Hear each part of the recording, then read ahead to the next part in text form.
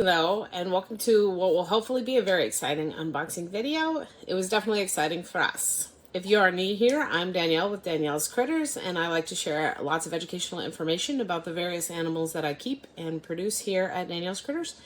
And we also like to show some fun and exciting things that are happening and going on, including unboxings. This video was actually supposed to happen yesterday, but they were putting in a gas line and cut our internet, which made for a very different day than we had planned. But I do hope that you enjoy it. Just like, how do I keep my snake warm?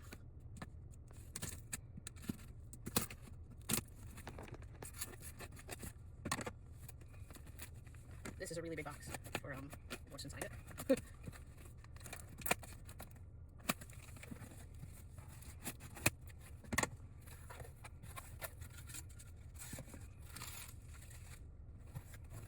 This is a worm bag from Uncle Jim's Worm Farm.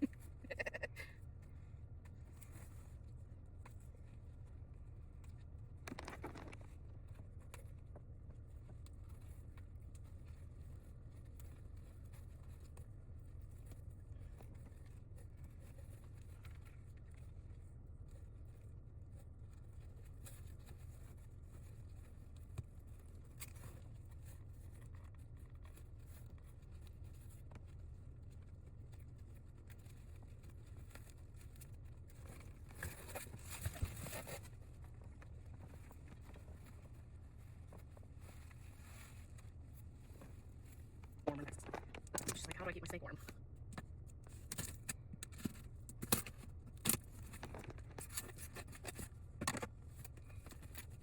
This is a really big box for what's inside it.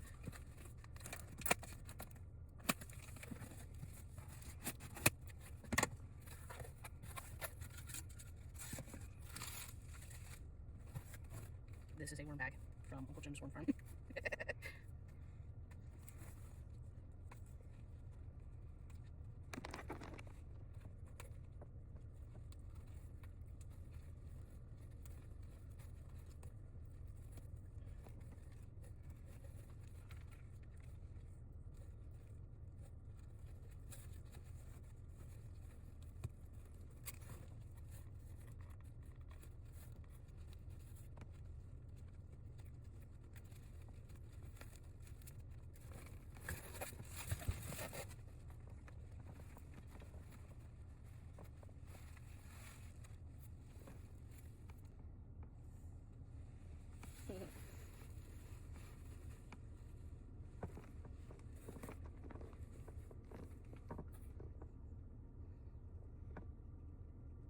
You're a big girl. You brave. You seem more brave than some of them. Yeah.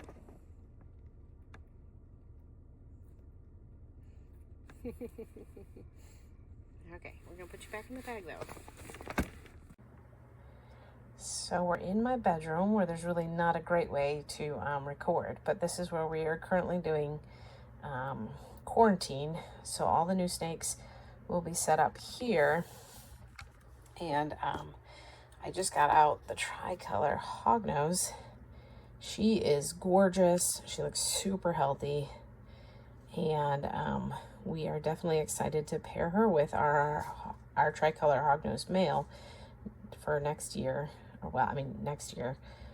So hopefully we'll have baby tricolors next year.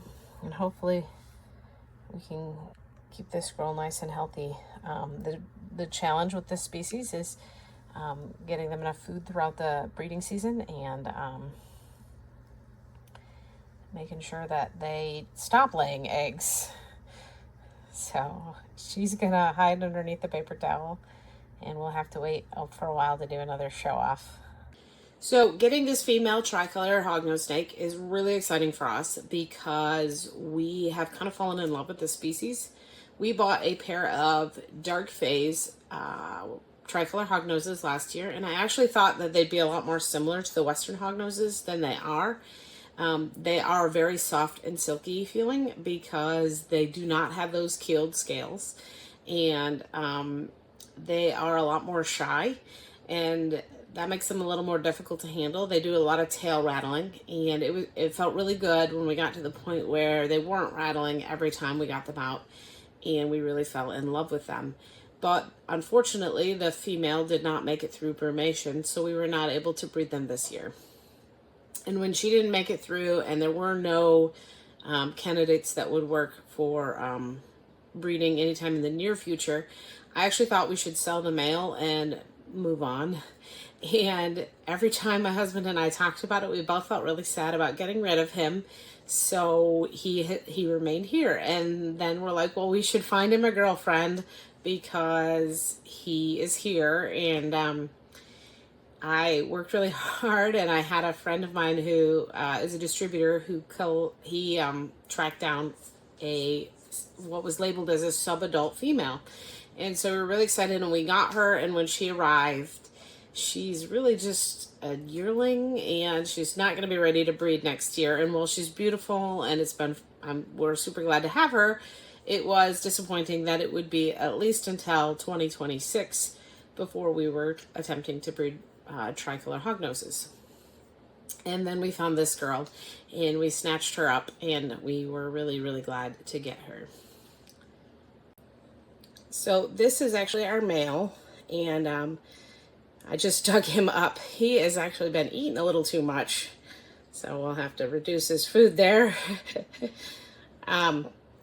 So they're a beautiful species, and they do have some challenges. They are very shy, and that is on the list. You see him getting ready to rattle his tail here. He really doesn't like the camera, and he's not handled a ton, but he's trying to hide.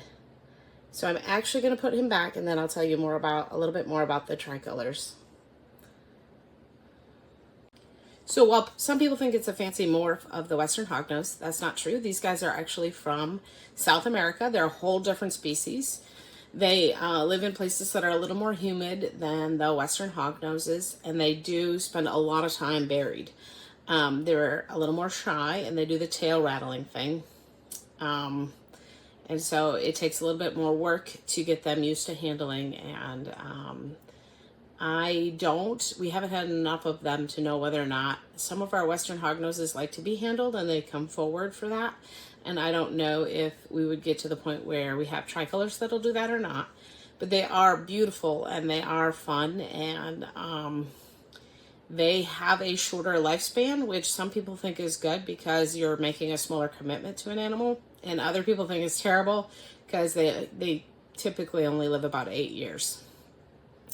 Now, they present a breeding challenge because a lot of the people that I've talked to who have bred them have only bred them for one season, because getting the female to stop breeding and getting her enough food is a really complicated matter, and it is common for them to die that first year, like to just breed themselves to death. So I've done a lot of research. I've done about changing their diet from mice to other things, and so we will be feeding ours a different type of diet, and I will definitely provide a care guide when we are a little further along in making all our plans. And then we are actually going to be moving them from the rack system into a bioactive enclosure, not together. Each one will have their own enclosure, and we'll be working on cycling them through the heat and light in those enclosures to try to make it so that the female knows when winter is coming, so that she naturally weans off food and stops laying eggs is the goal. And so we are definitely hoping that we are successful in producing some of these next year. Hopefully not too many, because the goal is to get her to produce a nice amount, but not so many that she kills herself doing so. So we're very excited about this project, and I'm looking forward to sharing more with you as we move along through it. I actually just messaged a custom enclosure builder who I'm hoping can build us out the unit that we would like for their enclosures, and I look forward to sharing everything with you along the way. I hope you enjoyed the unboxing, and if you liked the video, I'd love it if you gave it a thumbs up. I love comments. I always take the time to message back, even if it takes a little bit of time for me to get to it.